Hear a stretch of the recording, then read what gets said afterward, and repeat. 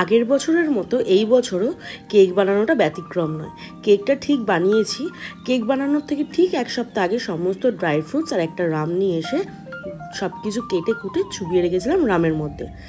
Cake বানানোর দিন 24শে December. বর কখনো কেক বানাতে দেখেনি। ও বললো আমি করে দিচ্ছি, তুমি আমাকে বলে বলে দাও। তো আমি সমস্ত কিছু মেপে রেডি করে ওর সামনে রেখে দিয়েছিলাম আর বলে বলে দিচ্ছিলাম কীভাবে কী করতে হবে। ও কিন্তু সুন্দর করে কেকটা বানিয়েছে সেদিন নিজের হাতে। তারপরে আমি রেডি হয়ে গেলাম।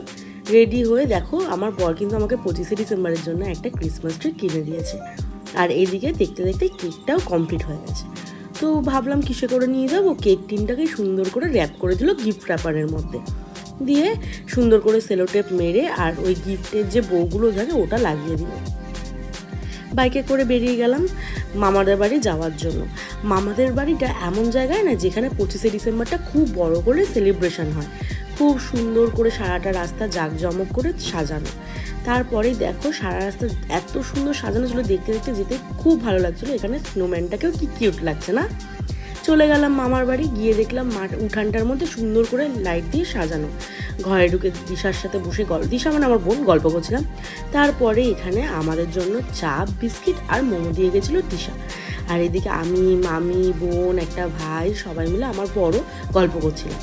মামা আসলো, মামা এখানে বসেছিল আর আমি গিয়ে নেল পলিশ করছিলাম। আমি আর বোন নেল পলিশ করছিলাম। আমার কালারটা পছন্দ হয়নি, পরে চেঞ্জ করে নিয়েছি। এখানে আমার বড় নেল পলিশ করেছে, ইন্ডিয়ান ফ্ল্যাগ বানাতে গেছিলো, কিন্তু কালারটা অন্যরকম হয়ে গেছে তাই হয়নি। তারপরে আমার সব ভাইরা বলছে বাবা তোমাকে তো ফটোতে দেখেছিলাম অনেক বডি তোমার, এখন তো বুঝতে পারছি না। লাস্টে হুডি খুলে তাদেরকে প্রমাণ দিতে হলো যে আমার বডির অনেক বড় বাইসেপস আছে।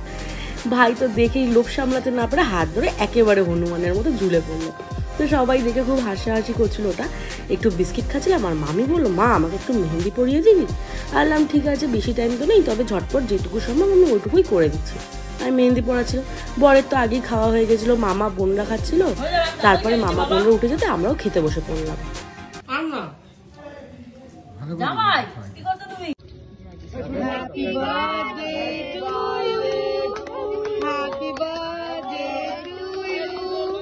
Happy birthday, Baba.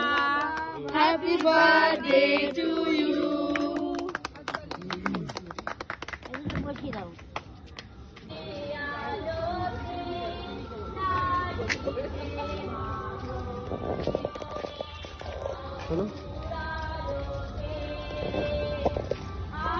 সুযোগ করে দিয়েছো, দাঁড়ানোর সুযোগ করে দিয়েছো প্রভু, তাই তোমায় ধন্যবাদ দিই প্রভু। প্রভু তুমি চাও প্রভু একটা আত্মা যেন নষ্ট না হয়, যেন স্বর্গের রাজ্যের অধিকার পাই। প্রভু তোমার আশীর্বাদ করো, তুমি ছাড়া আমাদের কিছুই নেই প্রভু।